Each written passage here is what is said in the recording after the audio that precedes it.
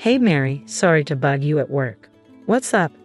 I couldn't catch you yesterday because you were pretty elusive, so I thought I'd track you down. Nicole pointed you out to me. You probably already know, but I'm seeing John. I'm Mary, 35, a nurse at the biggest hospital around. Mom of 2 boys, ages 3 and 5, and John's my hubby. He's 5 years my senior and works as a doc at a nearby clinic. He used to be at the hospital, but with the kids, he switched to a clinic with no night shifts.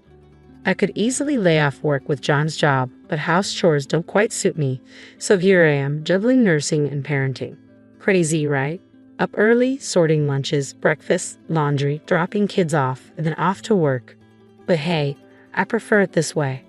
John, on the flip side, strolls into the clinic at 9, so he's a late riser.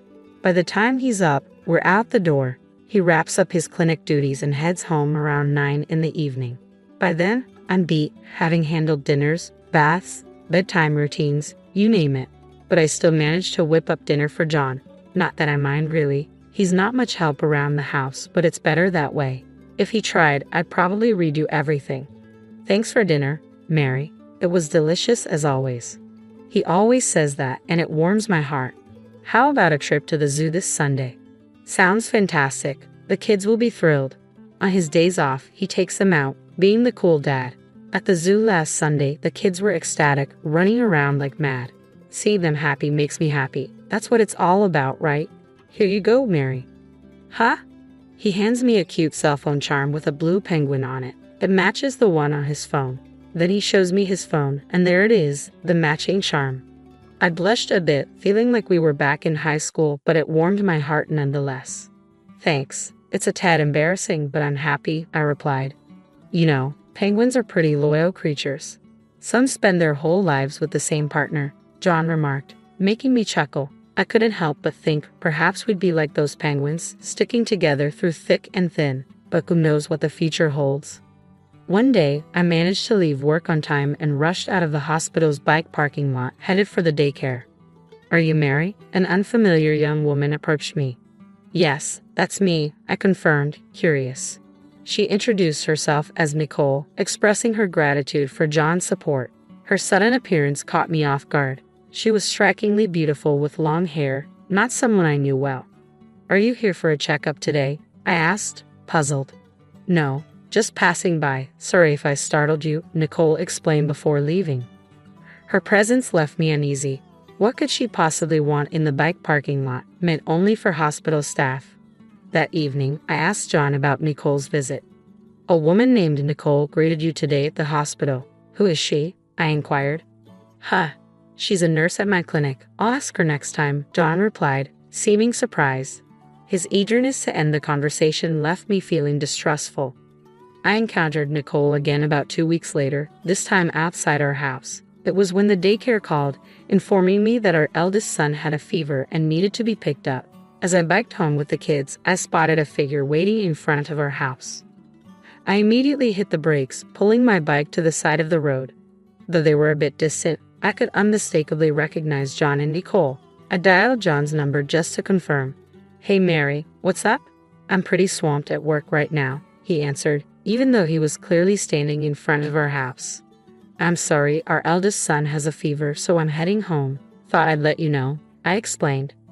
Got it. I'll try to wrap up early today, he replied before hanging up. The 2 figures in front of our house then headed toward the clinic. I waited for a while before heading home. Luckily, despite the fever, my son seemed to be in good spirits, so there wasn't much cause for concern. But as they say, it's better to be vigilant. After ensuring he was settled with his favorite cartoon and some snacks, I took a moment to collect myself.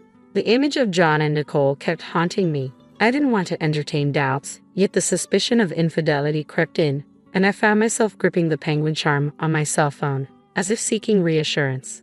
In the evening, as promised, John rushed home and showed genuine concern for our son. He was such a devoted family man. Surely he couldn't be having an affair.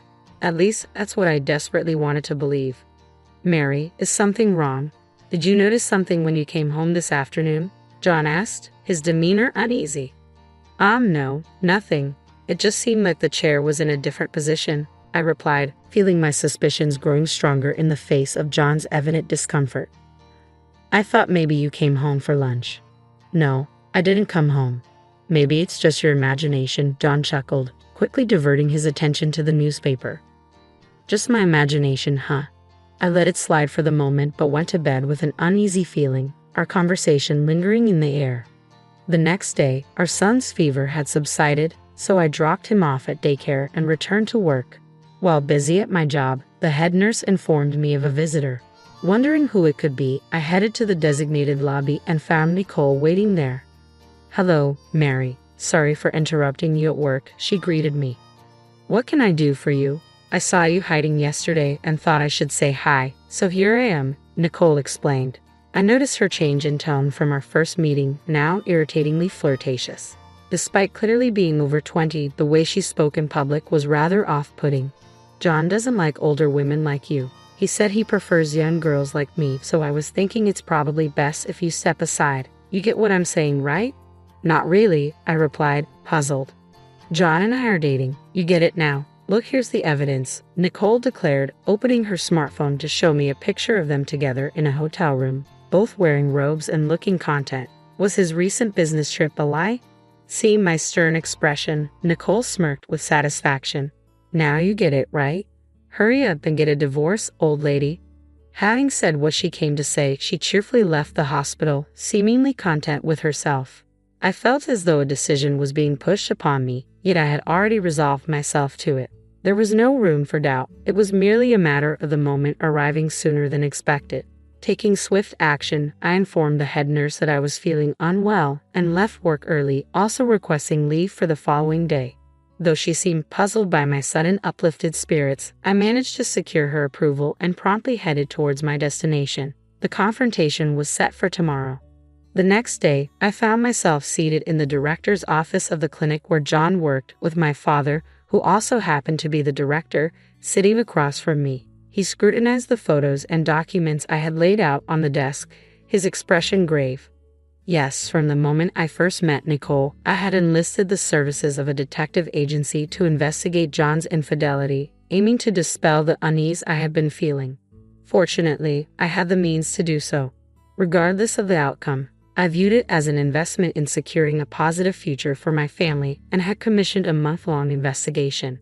Despite Nicole's limited contact, the evidence gathered over the past 2 weeks was damning. It revealed that she had accompanied John on his recent business trip, sharing the same room. Furthermore, even in their daily lives, they spent considerable time together. They had been meeting almost every day during the breaks between John's consultations, even at our own home. My father's expression soured, but he lifted his gaze with a determined look. "Mary, what do you want to do? Consider the children and weigh your decision carefully," he urged. "I'm filing for divorce," I replied resolutely. I empathized with my father's plight, but my resolve remained unshaken. As I delivered my decision, he sighed, asking for a moment before dialing John's extension on the internal phone. After a brief interval, John, oblivious to the situation, entered with a smile upon seeing me. "Mary, you're here. Are you off work today?" His smile faded as he noticed the spread of photos on the table, his face draining of color with each passing second. What is this?" he stammered, his eyes fixed on the incriminating evidence before him. "John, you've been having an affair with Nicole. With this much evidence, denial isn't an option. We're getting a divorce?" I stated firmly. "A divorce? Why? This was just a fling. What I value is you and our family," John protested, his voice tinged with desperation. "Nicole came to disrupt my work, claiming you weren't interested in older women like me," I countered. "That's not true. You're beautiful and you're not old," John interjected, bewildered. My father promptly called for Nicole, startling her. "Doctor, you called for me." Nicole entered, visibly pleased to be personally summoned by the director, though her expression faltered upon noticing the tense atmosphere. "Nicole, could you explain these pictures?" my father inquired, gesturing towards the evidence on the table. Nicole's brows furrowed momentarily before she composed herself, wearing a smug smirk. "I apologize, doctor. John and I are dating. Of course, I know about Mary, but I could support him as a housewife. This way, he can concentrate on his work and be a devoted father," Nicole declared confidently, seemingly mistaking my father for John's own. "John, visibly shaken, appeared at a loss for words while my father turned to me with a solemn inquiry. Mary, have you decided to break up with John? I'll ensure you're compensated and will take good care of the children, so please don't worry. I couldn't help but chuckle at Nicole's dramatic speech, though she didn't seem amused. Instead, she appeared slightly irritated. It's not severance pay, it's alimony. And since I'll be the one raising the kids, I'll need child support from John, I clarified matter-of-factly. Well, that can't be helped, but I'm glad you agreed to the divorce. Now I can be with John, Nicole continued, seemingly on a roll. Stop it, John muttered under his breath, but Nicole, caught up in her momentum, didn't seem to hear him. Well then, as soon as you're ready, could you leave the house? Nicole's words were abruptly halted as John grabbed her shoulder to silence her. Her surprised gaze met his, and John spoke up. Nicole, I'm sorry, it was just a fling. My family is important to me, and I can't be with you, he confessed, causing color to drain from Nicole's face. Why? You told me you were divorcing her to marry me. You said you'd make me the wife of the future director, and I believed you. I don't understand, Nicole protested, her confusion evident. You told me you're not into older women like her. You said how lonely you are with her, always at work and not at home, she continued, her tone pleading. It felt like I was witnessing a messy breakup unfolding before my eyes, and my impatience began to grow. That's enough. I'm filing for divorce from John. I'll be seeking alimony from both of you, and John, you'll need to pay child support too. That's all, I declared, attempting to conclude the conversation. My father, understanding my temperament, chuckled and interjected, well, since my daughter said her piece. Wait, did you just say your daughter? John interrupted, visibly stunned. Yes, Mary is my child and John is my son-in-law, my father clarified, causing Nicole to panic. What happens if he's no longer the heir? Can't he live in that big house anymore? Nicole panicked, realizing the implications. Mary, I'm truly sorry. John suddenly fell to his knees, bowing deeply to me. Nicole, now realizing she was nothing more than a fling, was left stunned. I can't ask for your forgiveness, but could you possibly give me another chance? John's desperate bowing likely stemmed from the fear of losing his job. However, no matter how deeply he bowed, I couldn't find it in me to forgive him. Besides the affair, there was another reason why forgiving John was impossible for me. That's impossible. Do you recognize this? I pulled out my cell phone and showed him the blue penguin charm. John's face paled, confirming his guilt. Yesterday, when John showed me the photo at the hospital, I had been elated. We had matching charms, and he had shared with me the significance of penguins mating for life. I cherished the blue penguin charm he had given me, but now I noticed something crucial. Nicole also had the light blue charm on her phone. Yes, Nicole confirmed. John bought it for me.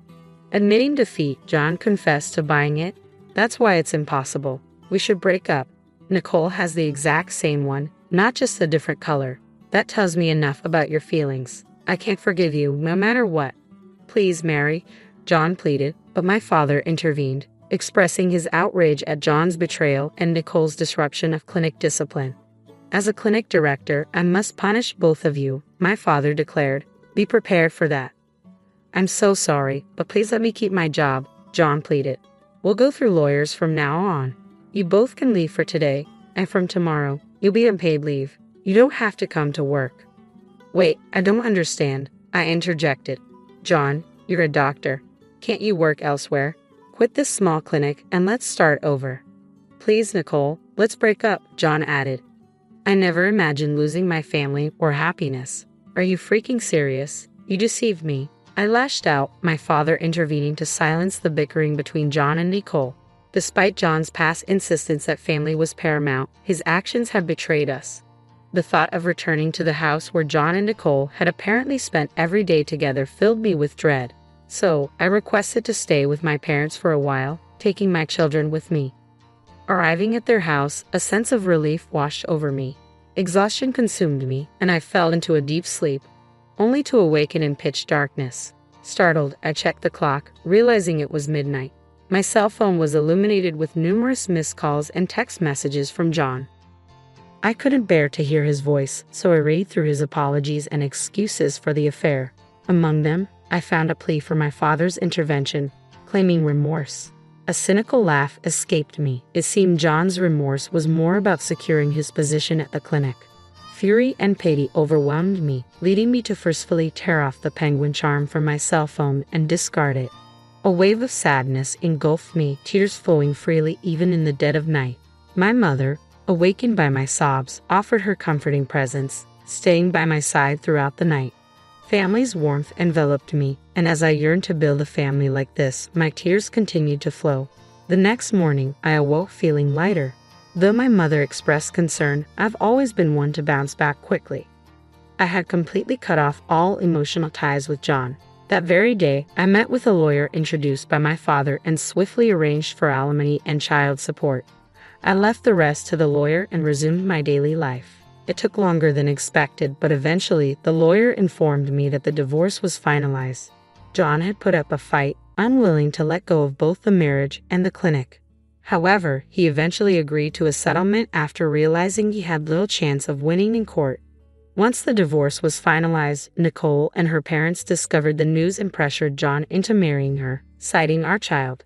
I had demanded substantial alimony, and John was left with almost no money after paying the lump sum for child support. Nicole was furious at the turn of events, neglecting housework, which led to constant arguments between them. The lawyer kept me informed of these developments. Moreover, although my father now ran a small clinic, he had a vast network from his previous role as a department head at a large hospital. News of John's situation spread quickly in the area, making it challenging for him to find employment as a doctor elsewhere. Whether he would leave town or find a different job was of little concern to me now. My father decided to rent out our former house to someone he knew, respecting my desire not to return there. I resolved to build a new home for my family of 3 with my own finances. Until then, I planned to stay at my parents' house to care for my children. Despite my young age, I jokingly mentioned to my parents that I wondered if there might be someone else out there for me. They laughed, teasing me about my impatience. My brother invited us to stay at his place and said we wouldn't have to pay rent or bills. I work with money and my husband Charlie fixes cars. We live in the house where I grew up. But it's not just any house. It's been in my family for a long time and used to be where my dad ran his business. My brother was supposed to take over the business, so he studied economics in college. He even went to Oxford University to learn more about running a business. After that, he came back to the US and worked with our dad for a while. When our parents retired and moved away, they gave the business to my brother and the house to me, so my husband and I decided to live there. The house is in a great spot, close to public transportation and other important places like shops, hospitals, and schools. It's perfect for us now, and even when our kids grow up and move out, we'll still be comfortable here. I'm really thankful my parents gave me this house. We were excited about our future here, but things took a bad turn unexpectedly. My mother-in-law started visiting a lot after we moved in. She kept asking about my parents' money because they used to run a business. She'd say things like, "Hey Maya, how much money do your parents have? What will you get when they pass away?" It made me uncomfortable. I didn't want to be rude, so I just said, "I'm not sure. I haven't thought about it much. They gave us this house, so maybe there won't be much money left." I tried to brush it off, but she kept pushing, saying, "That can't be true. They're getting old. They must have talked to you about their money." It seemed like she was really interested in their wealth, like she was expecting to get something. I already knew what I would inherit, but I decided not to tell her or my husband, who's close to her, to avoid any more trouble. Something really unexpected happened next. Out of nowhere, my mother-in-law and my brother-in-law's family moved into our house. It was a holiday morning around 8:00 a.m. when the doorbell rang. I opened it to find movers standing there. I was shocked and confused. Then my mother-in-law and brother-in-law's family showed up and said, "We're moving in here today, so take care of us." When I saw their smirking faces, I felt a shiver down my spine. My husband woke up, and when I asked him what was going on, he seemed unfazed and said, "What's the problem? There's plenty of space in this house for all of us." He acted like it was totally normal for them to move in. As if that wasn't surprising enough, my sister-in-law said something even more unbelievable. She said, "We were invited by your brother, Maya. He said we don't have to pay rent or bills, so we're counting on you." Then my brother-in-law started barging into rooms without asking and said, "This room gets good sunlight, so we'll take it, Charlie." Move all the stuff out into the hallway. I felt really dizzy after all this happened. This is my house, but they're acting like they own it, opening doors and claiming rooms. My mother-in-law and sister-in-law's family have been pretty rude for a while, especially my sister-in-law, who even went through my bag without asking. If they keep this up, they'll start taking over my space. I've had enough. This is my house, so why are you acting like you own it? I've had it. I want everyone to leave. I usually keep my cool and don't raise my voice, but seeing these people move into the house my parents gave me without asking and acting like it's theirs pushed me over the edge. That's why I lost control and yelled at all three of them. But then something unexpected happened. How dare you talk to us like that? You're the one who should leave. The moment those words were said, I felt a sharp pain on my cheek. Did I just get slapped? It took me a few seconds to realize what had happened. I was shocked. I couldn't believe it, and all I could feel was the throbbing pain on my cheek. In that moment, something inside me snapped. I can't live with people who would do something like that, but this house belongs to me.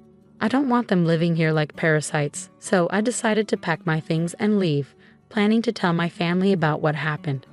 I needed to find a place far away from here, so I rented a monthly apartment for now. I'll have to commute to work from there.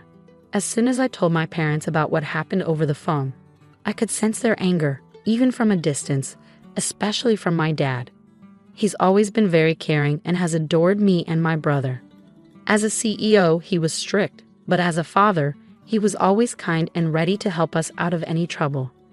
I didn't want to drag my parents, who were just about to retire, into this mess, but I had no choice because my rightful home was being taken away from me. While I stayed in the monthly apartment, I was sure that my husband and his family were making themselves comfortable in my house. So I decided to take action based on suggestions from my brother and father. A few days later, during my break, I checked my phone and saw dozens of missed calls and messages from my husband. I knew exactly why he was trying to reach me. I took action and called the water and electric companies to shut off the utilities. Our house relies completely on electricity, and without it, nothing works. We haven't set up solar panels yet, so there's no other way to get power. Since it's really hot right now, living without electricity and water must be tough. My husband's calls were probably about dealing with this situation. Just as I was about to ignore his call, my husband rang again, perfectly timed with my break. Hey, what's going on? There's no power, and the water isn't running. Did you cut off the electricity and water? I could tell from his voice that he was in a panic. The house belongs to me, so now that I'm not living there, it wouldn't make sense to keep the electricity and water running, right? That's why I had them shut off. If I kept the utilities on, I'd have to pay the bills even though I'm not living there. I can't agree to that, so I naturally had them turned off. When I explained this to my husband, he got really angry and insisted that I turn the services back on right away. But just because he wants me to doesn't mean I'm going to agree. I get it. If they want to renew the services, they should pay for it themselves. But whenever this comes up, they always say things like, "It's your house, so you should foot the bill." Their words and actions don't match. Anyway, I have no plans to renew the contract or tell them to leave the house immediately. I simply hung up the phone after saying that as my break was ending. Later on, my mother-in-law, sister-in-law, and brother-in-law all called me saying the same thing. They wanted me to reconnect the electricity and water because their room was too hot and uncomfortable, and it was inconvenient without water. But these were their problems, not mine. After listening to their complaints, I told them to deal with it themselves and hung up. I thought they were just being greedy and hoped they'd give up and leave soon. Even after a week went by, there was no sign of them leaving. So I decided to take stronger action. I talked to a lawyer from my father's company about the situation and asked him to send a notice to my husband. The notice was about trespassing. They had entered my house without permission, forced me out, and were using it as if it were their own. I warned them that I was considering taking legal action against them for this. Why did I receive this document from a lawyer? Did things really have to escalate this far? My husband, who seemed surprised and panicked by my actions, came to me seeking a resolution. Knowing how much they care about their reputation, the thought of being sued would be really stressful for them. They definitely don't want to deal with a lawyer, but they also don't want to give up their current lifestyle. So they're likely trying to find a way to convince me to let them stay. I can see through my husband's intentions very clearly. But I couldn't bring myself to listen to their pleas, so I didn't give in to my husband's requests. My husband finally exploded in anger, forgetting he was at work, and yelled at me, "Stop it. Just because we're being a bit sneaky doesn't mean you can act all high and mighty. Go back to how things were and drop the lawyer." Despite his loud outburst, I remained unaffected. Instead, I felt annoyed by his call, thinking, who does he think he is, taking over someone else's house? No matter how much he shouts, my stance won't change. If they continue squatting there, I'll take legal action. They better think twice before acting. Even as my husband continued yelling over the phone, I ignored him and hung up. It felt like a waste of time. I had already discussed divorce with my lawyer. When I got home, I saw missed calls from my mother-in-law and sister-in-law, but I knew they'd only try to settle things. I didn't want to waste any more time, so I blocked their numbers to avoid further calls. After the threat of legal action, my husband's prideful family couldn't bear the thought of being sued. They packed their bags and left the house. With the lawyer's help, the divorce negotiations went smoothly. I arranged for a cleaning service to come in, and finally, I returned to my sparkling clean house. While living separately from my husband's family and then in a monthly rental was comfortable, nothing beats being back in my own home. However, I noticed that the house needed some renovations in certain areas. I discussed this with my father, who introduced me to a reliable contractor. I began planning the renovations with their help. Living alone is really comfortable. I enjoy the freedom of not being tied down by anyone else. I found myself enjoying the freedom of my current life. I could lounge on the sofa without anyone scolding me, eat whatever I wanted without judgment. But then I received a call from an unknown number after 3 months of silence. Initially, I ignored it, thinking it might be a contractor. However, when the calls persisted, I reluctantly answered, only to find it was from my ex-husband, from whom I had recently divorced with the help of a lawyer. We had made a pact to never contact each other again. So why was he calling now, especially after changing his number? We had agreed through our lawyers to stay apart for good. There was nothing left to discuss, so I asked him not to contact me again. Just as I was about to hang up, he pleaded, "Please just listen to me for a moment. I'm begging you." Despite my reluctance, he began speaking without my consent. It turned out his company was facing a severe financial crisis and they had decided to reduce his salary. Moreover, my mother-in-law's health was failing, rendering her unable to work. My sister-in-law and her husband couldn't contribute much to the household expenses due to his unstable job situation. Although my sister-in-law was working multiple part-time jobs, most of her earnings were going towards paying off her husband's debts. My ex-husband was struggling to make ends meet, and with his salary cut, things were only going to get tougher. After hearing all of that, all I could think was, okay, so what? They barged into my house without permission, did whatever they wanted, and even tried to kick me out. It's simply unbelievable. I feel nothing for people who would do such a thing, and I have no sympathy for them.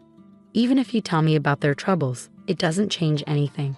They're your family, you should deal with it yourself. There's nothing I can do about it. My ex-husband started to panic even more at my words. Don't say that. We're in serious trouble. We won't even be able to pay the rent for our apartment and will struggle to buy food tomorrow. We used to be a family, right? Please help us, he pleaded, almost in tears. But I wasn't convinced. When I was in trouble, he did nothing to help, and he, along with my mother-in-law, looked down on me. Just like her, my sister-in-law and brother-in-law always belittled me. They insulted me for my appearance or my old-fashioned views. They didn't care how much it hurt me. My mother-in-law not only made things worse, but she also pressured me to have a baby as soon as possible. She forced strange herbal medicines on me, booked unnecessary doctor's appointments, and spread rumors to the neighbors that I was unable to conceive. Looking back, there wasn't a single positive aspect to my marriage. My ex-husband, who used to be kind before we got married, became a puppet under my mother-in-law's control after the wedding. On the first day my mother-in-law barged into our house, I was out for an appointment. She cried to my husband, saying she wanted to be friends with me, but the moment we met, she would badmouth me. She'd say things like, "My son seems to have lost weight. Is it because your cooking is so bad?" Whether we were at home or out. My sister-in-law and brother-in-law would join in, laughing at me. I can't deal with people who behave like this anymore. No matter what you say, my feelings won't change. I can't help you guys, so I'm going to hang up now. And please never contact me again. With that, I finally hung up the phone and blocked the new number. Knowing my ex-husband, he might change his number and try to contact me again. So I decided to change my phone number at the store over the weekend. But before that, those four broke the promise made through the lawyer and suddenly showed up at my house at 11 o'clock p.m. Open up, let us in, and take care of us. We're family, you should help us. They were banging on the door, yelling loudly without considering the late hour. What's going on at this time? Please go back home, you're disturbing the neighbors. When I went to open the door, they seemed ready to force their way in. So I tried talking to them through the intercom, but they didn't care. They continued banging on the door and causing a commotion. I couldn't believe I was dealing with people behaving so recklessly. I felt overwhelmed and considered calling the police when I heard sirens approaching from outside. It seemed a neighbor had taken the initiative as soon as they heard the police sirens. The group, startled, thought I had called the police and attempted to flee. However, with a crowd gathered, escape wasn't an option. Consequently, they were escorted to the police station by the responding officers. I was questioned about the incident and I explained everything that had transpired. News of my ex-husband and his companion's actions spread rapidly in the neighborhood. Among the crowd was a co-worker of my ex-husband's, and by the next day, the entire office was aware of the situation. Already struggling due to a salary reduction, getting the police involved sealed my ex-husband's fate with his employer. He was fired, unable to afford his apartment rent anymore. Financial strain created tension between him and his sister's family, leading to their shared living arrangement coming to an end. Now, Charlie resides in public housing with his mother, working multiple part-time jobs to get by. Even his mother has taken on part-time work, eager to contribute financially. Hi, I'm Claire, and I'm 34 years old. Let me tell you about the time I decided to get back at my mean mother-in-law who was determined to make my life miserable. I tried to be patient and ignore her behavior for a while, but eventually I couldn't take it anymore. Let me explain a bit.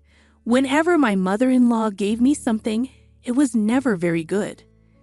Like on our wedding day. This present is from my mother-in-law, Justine. Let's see what's inside. It's a used spatula. Well, thank you. And on my 31st birthday, Justine, you really shouldn't have. What's inside? Oh, it's, what exactly is it? It's a shovel, dear. Ah, how nice. But it looks a bit old. It's a fixed-up shovel. I later discovered she took it from the neighbor's shed and gave it to me. Another time, when I hosted a dinner party, she brought the cheapest bottle of wine she could find. At that point, I wished she wouldn't bother doing anything for me at all. But what really bothered me were the times she insisted on cooking for me, only for the food to taste awful every single time. At first, I was understanding. Not everyone is a great cook, and that's okay. I thought it was the thought that counted, not necessarily the taste. But then I learned that the same dishes she made for me tasted amazing when she cooked for other people. After trying to convince myself otherwise for a while, I realized she was intentionally making my food taste bad. Claire, try my casserole. I made it. I'm really full from all the food you've given me. Please, just take a bite for me. I reluctantly took a bite, feeling uneasy about what might happen next. As expected, the casserole tasted terrible. It made me wonder if she was trying to harm me with it. You might be wondering what my husband thought about all of this. Well, he didn't believe me. I didn't blame him. It's tough to accept such a strange idea, especially when it's about your own mother. But I kept asking him to try the food she made for me, hoping he'd see what I meant. Every time, he'd dismiss me, saying I was imagining things. Sometimes he'd almost try it, but Justine always stopped him. Hey, that food is for Claire. I made it just for her, considering her dietary needs. Yes, I have specific dietary needs because I'm a vegetarian, but I married into a family that loves their meat. So whenever there's a big family meal, my mother-in-law, Justine, would make a separate dish for me, which I appreciated. But it always seemed like she didn't put much effort into it. After realizing she was messing with my food, I tried to understand her. Maybe she was upset about having to make a special dish for me. But that didn't explain why she gave me terrible gifts all the time. I tried to give her the benefit of the doubt until a few months ago. I invited a coworker who's also a vegetarian to a family cookout. Justine made 2 vegetarian dishes, one for my coworker and one for me. I tasted my coworker's dish secretly, and it was delicious, but mine was awful. It was clear that Justine could cook well. When I told my husband Liam about it, he just brushed it off. "Oh, come on, Claire, you're overreacting and being a bit rude." I'm telling you, she's intentionally messing with my food. She doesn't want to make good food for me. Even if the food isn't great, which I doubt, what do you expect from her? She's just one person. Maybe you could help her out in the kitchen, especially with vegetarian dishes. I've offered to help many times, but she gets defensive and thinks I don't like her cooking, which you don't. And when I suggest things, she gets upset. There's no pleasing her. Maybe you should bring your own food to gatherings then, even if it seems rude. It's not like you have a serious allergy. You're just a vegetarian, and everyone can make vegetarian food. But remember Lucy, your coworker? She was nice. Yeah, Lucy's food was great, even the vegetarian dishes. They both took a moment to think about everything. Liam sat down on the bed, thinking deeply. "Well, say something," Claire urged. "Look, you're my wife, and I love you. I want to trust you, but I think you might be imagining things. I understand that my mom can be odd with gifts, but sabotaging your food, that's really messed up and dangerous, isn't it?" "Exactly. One time, I swear I smelled bleach in my food. I had to make an excuse to go to the bathroom so I wouldn't have to eat it." "Claire, maybe because you and my mom don't get along, you're seeing her differently than the rest of us. She's a fantastic cook." "I agree. After trying Lucy's food tonight, I'm sure she can cook well, but for some reason, she doesn't put in the effort with me." "Enough. I won't let you talk badly about my mom anymore. She's a great cook. You're imagining things." I was frustrated. How many times did I have to convince him I was telling the truth? I decided to prove it. I waited for the next family gathering to make my move. About a month later, my mother-in-law called. "I'm good, thank you. How about you?" "Oh, I'm excited. We're having another family gathering this weekend to celebrate Uncle JJ's return from France.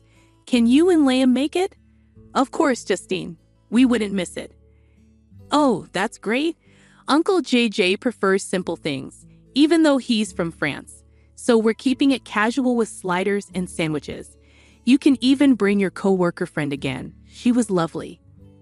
"Unfortunately, she can't make it this time, but Liam and I will be there." "Oh, that's too bad. But I'm glad you both can come. Oh, one more thing before I forget. I've decided to get you some special plates to make it easier to separate vegetarian and non-vegetarian dishes. They're beautiful navy blue plates." "No problem, Justine. Thank you. Okay, see you soon." After hanging up, I couldn't help but feel uneasy. Normally, different plates wouldn't bother me, but knowing what I knew about her, I realized it was just another way for her to make me feel isolated from everyone else. Everyone else in the family always enjoys their meals, but mine are always terrible. So when I complain, I look picky and fussy. But that's not true. There are rumors going around that I'm just being difficult, and I wish I could prove them wrong by sharing my food. But Justine always stops me and gets upset if I don't eat what she made. Sometimes I manage to avoid eating it, but usually I have to force it down quickly to avoid tasting it. Whenever I visit, I dread it and can't wait to leave and make my own food. But this weekend was different. I was excited because I had a plan to show everyone that I wasn't making things up. I had real concerns and everyone needed to see that. The weekend came and Liam and I brought our coleslaw to the barbecue. There was so much meat everywhere. Even the meat lovers thought it was too much. Despite my initial worries, the party was going well. I was enjoying chatting with my in-laws and playing with my nieces and nephews. But when Justine called us to the dining table, my stomach churned with dread. I forced myself to smile and sit next to Liam. "You see, Claire, everyone's having fun. Why can't you relax? Mom put a lot of effort into this. Maybe if you had a better attitude, you'd enjoy the food." I was tired of Liam's lectures. He had no idea what it was like dealing with his mom's awful cooking, but I had a plan. Justine brought out the food, and my plate, as promised, was navy blue. It stood out among the white plates on the table, but I didn't care. I was ready for my revenge. As everyone sat down to eat and grace was said, I suddenly exclaimed, "Oh my goodness, is that a snake?" People were startled and chaos ensued. The kids got excited and wanted to see the snake, while the adults sprang into action, with the women leading the children inside and the men cautiously checking out where I pointed. While everyone was distracted, I followed behind the women, glancing back at the dinner table. Luckily, all the food looked similar, so it was hard to tell which plate was which. That's why my mother-in-law made a special plate for me, so she could tell which one had the bad food.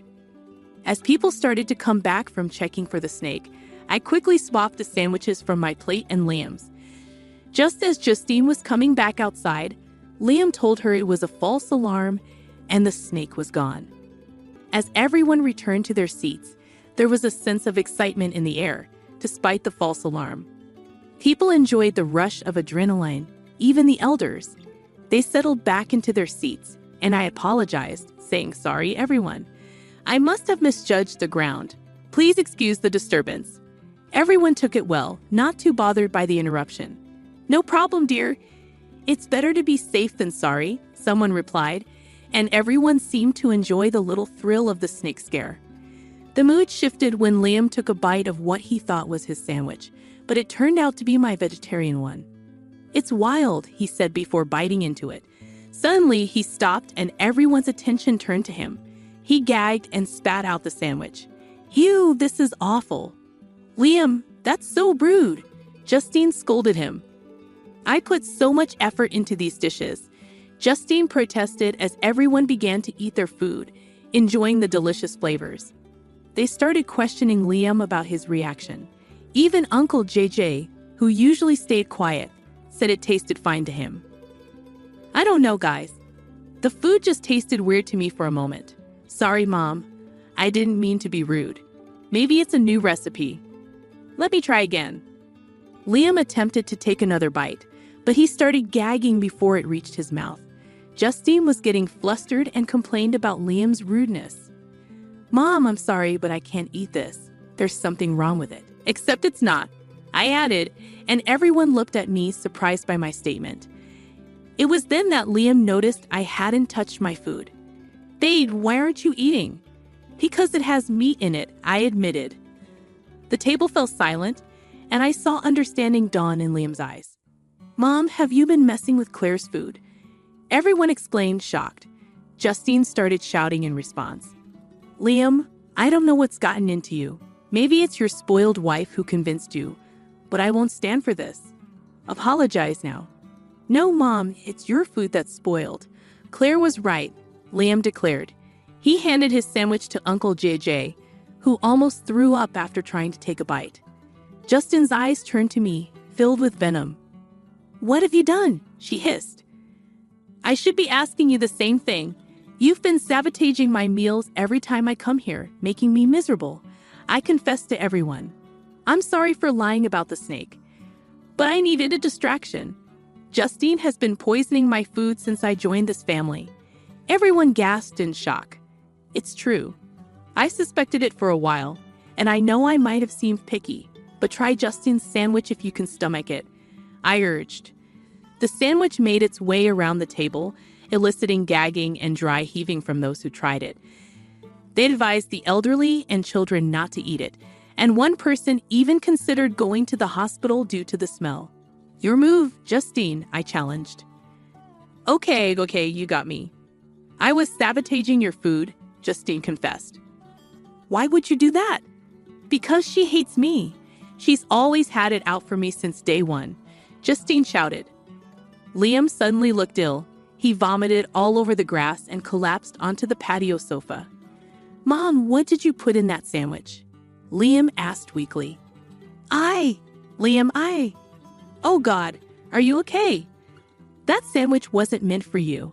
I'm so sorry, everyone. Please forgive me," Justine exclaimed in panic. Uncle JJ's homecoming had to be cut short, and several family members rushed Liam to the hospital. It turned out that the sandwich contained rancid mushrooms with traces of cat feces, causing severe food poisoning. Liam was hospitalized for some time as he recovered, and my mother-in-law was arrested after confessing to her actions. The incident made me realize the extent of her hatred towards me. She was willing to harm me just because she despised me. If it had been me, she might have delayed getting help. But because it was her son, she rushed to fix her mistake. However, it was too late. Thankfully, Liam recovered fully. During his hospital stay, he repeatedly apologized for not believing me about his mother's actions. His mother attempted to post bail, but the other family members refused, insisting she needed to reflect on her actions. Visitors informed me of her remorse and realization of her mistakes after seeing her son suffer. However, I couldn't accept her apology. It took seeing her son in pain for her to acknowledge her wrongdoing. For years, she never considered the harm she was causing. Who knows what else she put in my food? I endured it in silence, often getting sick and missing work to recover. After sharing this with my husband, he felt even more sympathetic towards me and promised to always believe me. I'm relieved I could impart 2 lessons. Always trust your spouse and don't mess with me, or you might end up in jail. Hi, I'm Fiona, and I'm 30 years old.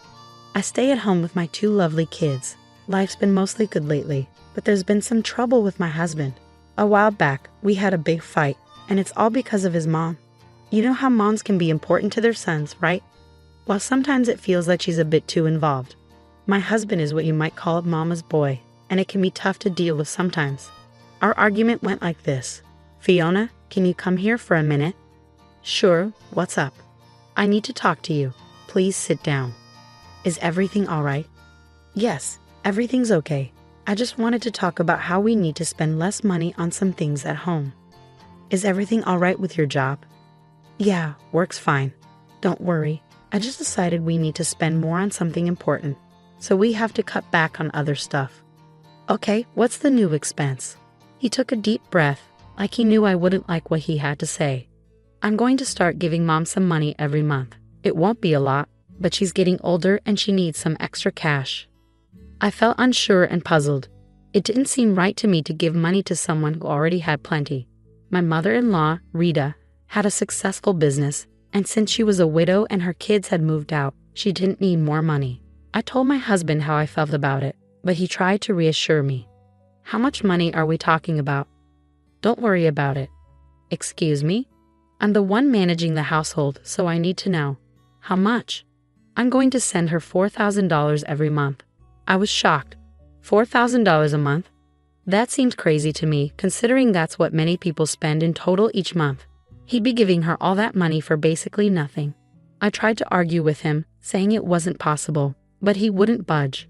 Our argument got so bad that we ended up sleeping in different beds that night. We're well off, but I always try to be smart with our money so we don't waste it. Giving someone $4,000 a month for no good reason, just because she's my mom and I love her, adds up to $48,000 a year. That money could go towards our kids' college funds, their savings accounts, our health insurance, or even better, it could go to people who actually need it, like charities. I tried explaining this to him, but he wasn't willing to listen. 5 months passed since he began sending money to his mother, and to add insult to injury, he wanted me to be the one to send it to her. It felt like he was trying to punish me and show that he'd always put his mother first. But thankfully, his arrogant behavior wouldn't last forever. I stumbled upon something shocking. It all began when my mother-in-law visited us 3 months after she started getting the allowance. Hello, Fiona. How's my favorite daughter-in-law? I'm doing well, thank you. How about you? Oh, I'm feeling so much better ever since Adam started sending me money. I was struggling a bit before, you know. The business wasn't doing as well as I hoped, but I didn't want to ask for help. I guess Adam just sensed it. It's like our special mother-son connection. I felt terrible hearing this. How could I deny her the money she needed? I always thought she was fine, but she wasn't. She started to cry, and I comforted her. I've always been okay with sharing money with those who need it, and Rita clearly did. Also, I thought, After a heart-to-heart talk, I noticed something strange. Rita started talking about going on luxury trips now that she had extra money. It didn't make sense to me. If she needed money, why talk about trips? But whenever I looked confused, she'd backtrack and say she meant once she became rich again. It was odd, but I brushed it off because she said she needed the money. 2 more months passed, and I kept sending her the money. She'd always thank me profusely, saying how much she needed it. I felt bad for doubting her and guilty for arguing with my husband. Unfortunately, we started feeling the effects of less money in our household. It's tough to change your routine. Still, I tried to cut back wherever I could, and we managed to get by. Then, one night, I came across a text from his mother while cleaning my husband's office. Curiosity got the better of me, so I read it. "Hey Adam, hope you're doing well. Could you increase my monthly allowance? I want to enjoy some extra luxuries." I was stunned. How could she ask for more money when she already gets enough to cover the average monthly expenses of a single person in America? Remember, she's a healthy, capable 65-year-old widow who lives alone. So why did she need more money, especially for luxuries? It didn't add up. My sympathy for her was fading, and I couldn't resist the urge to find out more. Ignoring the email from his mother on my husband's computer, I started searching through the family finances. Unfortunately, I didn't find any evidence of wrongdoing, so I decided to come up with a plan. "Hi Fiona, everything all right? Why are you calling so late?" "Hello Rita, I hope everything's okay with you." "Well, I'm managing, but honestly, it's been tough. Sometimes I struggle to afford even basic things like toiletries. I'm really grateful to my son for helping me out. Anyway, I was thinking, would you like to come over for tea tomorrow?" "Tea sounds wonderful. Thank you for inviting me. You know, things have been tight for me too. Sometimes I can't even afford tea, so it'll be nice to have some with you." "Oh, it'll be my pleasure, Rita. Just come over, and we'll have a nice afternoon together." "All right then, see you soon. Bye." "Bye." With that, I hung up, preparing for my plan. The next day, Rita came over, and we had a lovely time. As we were chatting during our afternoon tea, Rita excused herself to use the bathroom. This was my chance to snoop around. I quickly went through her purse and found her phone, which was unlocked. I opened her banking app, determined to uncover the truth about her financial situation. Women's intuition rarely fails, and I stumbled upon some shocking news. With my suspicions growing stronger, I delved into her financial records, expecting to find evidence of financial struggle. However, nothing could have prepared me for what I discovered. Rita had over $1.6 million in her bank account as of 6 months ago. I was stunned. I had to exit the app and reopen it just to confirm that I wasn't mistaken. But there it was, clear as day. She had a huge sum of money in her account. Confusion overwhelmed me, and then, to make matters even more bewildering, I noticed a familiar text message on her phone. It was from one of her employees, and it said, "Hello Rita, please find attached the financial breakdown of last month's earnings. Just wanted to let you know, it looks like we've made a big profit for the 4th month in a row. You're a fantastic businesswoman. I'm eager to hear your thoughts." Naturally, I opened the attached document and my eyes widened at the sight of even more money. The report showed a monthly profit of $8,400 for a small business. It was truly impressive. At this rate, the business would thrive. Sitting there in shock for what felt like ages, I couldn't help but feel furious. This lady was taking money from her son's household, from her own grandchildren, for no real reason other than to satisfy her own ego. As I heard Rita returning from the restroom, quickly, I erased all traces of my snooping and placed her phone back in her purse. Rita returned, thanking me for the tea. "Oh Fiona, thank you again for the lovely tea. You know, as an old lady, it's tough to manage, especially when you're already struggling. Lately, things have been really hard for me, dear, and I'm so grateful for you and your husband's help. Say, could I ask you for something, if it's not too much trouble?" "Of course. What do you need?" "We're just happy to help. But may I ask, is it possible for me to get some more money, maybe an increase to $6,000 a month?" Let me tell you, it took every ounce of self-control not to explode and lash out at this woman for all the nonsense she was putting me through. I gritted my teeth and responded, "I understand your struggles since you're clearly going through a tough time. It's not like you're a millionaire or anything." She froze for a moment, a subtle reaction that I might have missed if I didn't know what I knew. But because I was aware, I caught it. Luckily for her, she quickly recovered. Oh no, of course not. If I were, I wouldn't be asking you, darling. So what do you say? Unfortunately, I don't think we can manage an extra $2,000. As soon as I said this, Rita's smile faded, replaced by what seemed like irritation. She pressed her lips together, clearly frustrated. Oh, that's all right, no problem. Well, I have to leave now, so let's catch up again soon. She left in a hurry, almost as if she had just been rejected by a lover, and wanted to escape to avoid embarrassment. Now, knowing she was a liar and a thief, any sympathy I had for her vanished. I debated whether to tell my husband what I found, but I decided against it. He needed to see her true colors for himself, especially after he criticized me so harshly. It was a painful lesson he needed to learn on his own. A couple of days passed, and it was time to send my mother-in-law her monthly allowance of $4,000. Despite having the money from my husband, I chose not to. I wanted her to feel the shock and disappointment when the money didn't arrive later that day. It would be a wake-up call she sorely needed. Just as I anticipated, my husband called me a couple of hours later. What's going on? What do you mean? Why are you upset? Don't play dumb, Fiona. I know what you're up to. Why haven't you sent Mom the allowance? I'm getting tired of your games. You won't believe what I found out. There's a reason behind what I'm doing. Listen, I understand you care about your mom. I'm sorry if you feel I don't appreciate that, but you need to hear me out. You don't even earn a dime to have a say in how we spend our money. It's my money and I'll decide what to do with it. So when I say send money, you do it. You're just a housewife. Remember that. His words shattered my heart. How could he talk to me like that? I was stunned. All the anger I'd bottled up for so long suddenly erupted. So I decided to fire back. You know what your problem is? You don't appreciate me. You think being a housewife and mom is a breeze.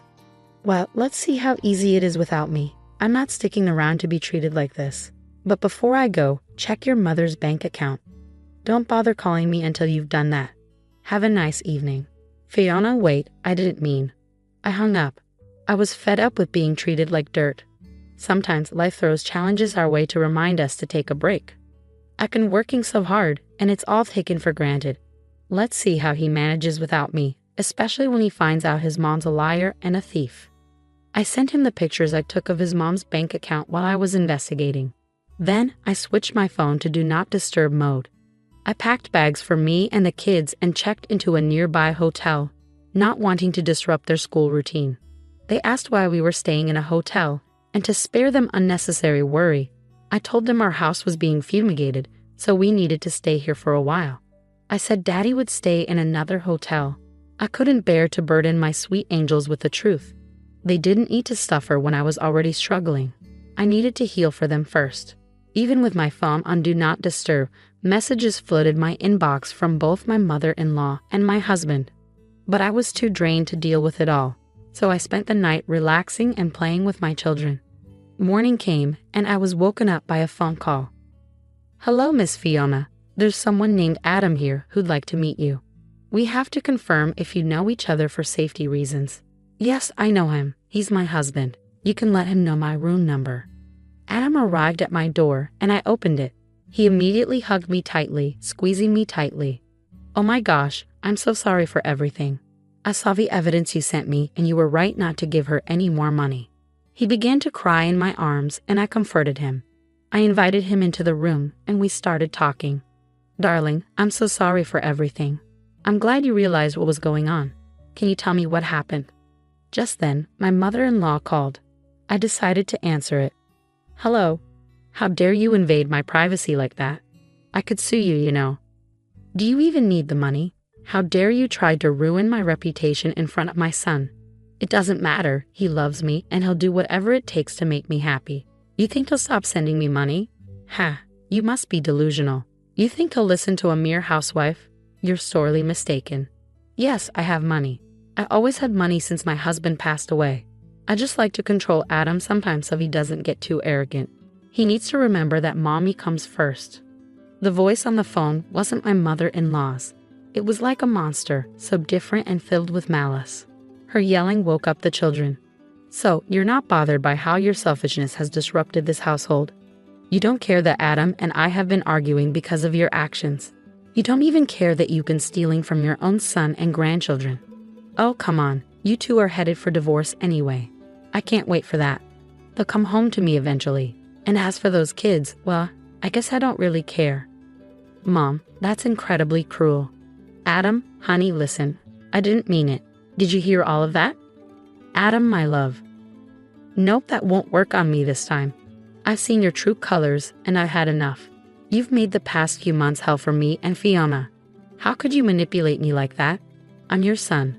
What kind of evil has possessed you to do such a terrible thing? I can't even imagine. I fell for your tricks, but my wonderful wife Fiona saw through you all along. She knew something was off, but I shouted at her and disrespected her. Not anymore. Fiona is my real family, not you. I never want to hear from you again. Adam, wait. But I have no one. Maybe that's how it should be. Click. Adam ended the call, and though he was upset, I could see a sense of relief in him. He'd been manipulated like this his whole life. Realizing that must have been a heavy burden, but it was lifted now. For the rest of the day, Adam apologized to me and the kids for his behavior and distance. He admitted he couldn't even survive one night without me. He's realized his mistakes and promised not to repeat them. And as for his mother, he meant it when he said he didn't want to hear from her again. She kept trying to call, but he always declined. She'd made her bed,